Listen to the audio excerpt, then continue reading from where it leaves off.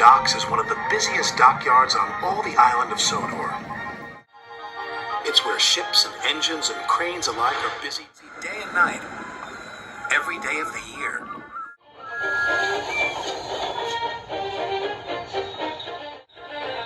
But poor Cranky the Crane never gets a nap. He never gets to sleep early.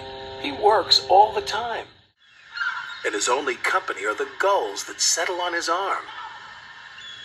So Cranky is always cranky.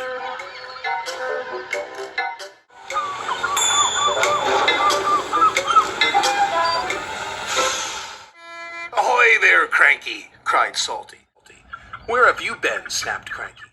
"And a good day to you too, Captain." Bill and Ben arrived for work, full of mischief. "Hurry up," snapped Cranky. "I haven't got all day." "You're no fun," grumbled Bill. "You wouldn't be fun if you were stuck up here," snapped Cranky. "So that's why you're cranky," said Bill. "You're lonely," said Ben. "I'm not," Cranky cranked. "So it's company you be needin'," said Salty.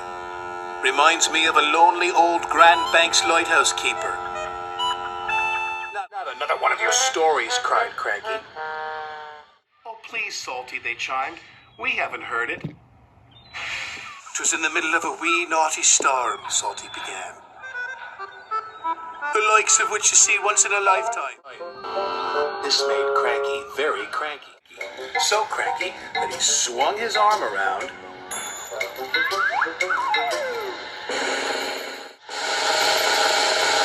and dropped the pipes onto the tracks instead of the trucks.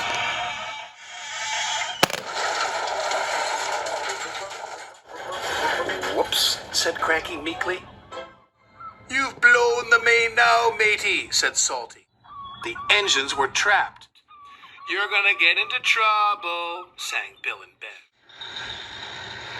Sir Topham Hatt was in his office being measured for a new suit.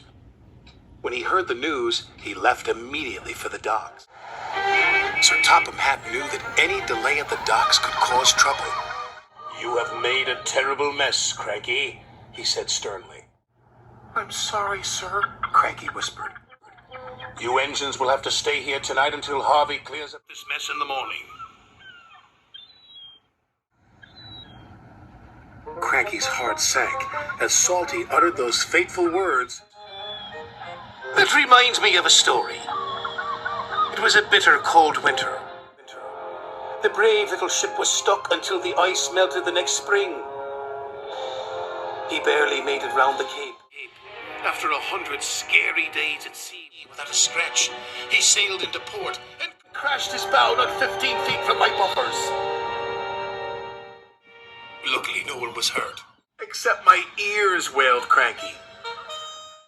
Salty spent all night telling tales of powerful storms, daring rescues, and brave little ships. And when the sun rose, he was still talking. And talking. And talking. "I can't take any more," groaned Cranky. Harvey the crane engine arrived. "The Fat Controller sent me to help clear away this mess," he puffed proudly.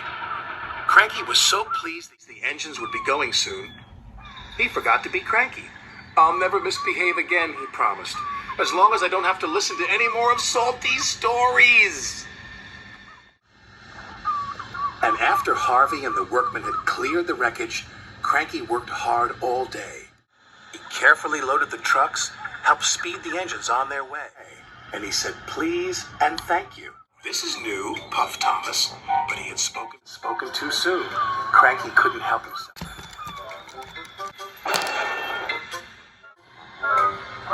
"It was nice while it lasted," said Percy, and all the engines laughed. But Cranky was still cranky.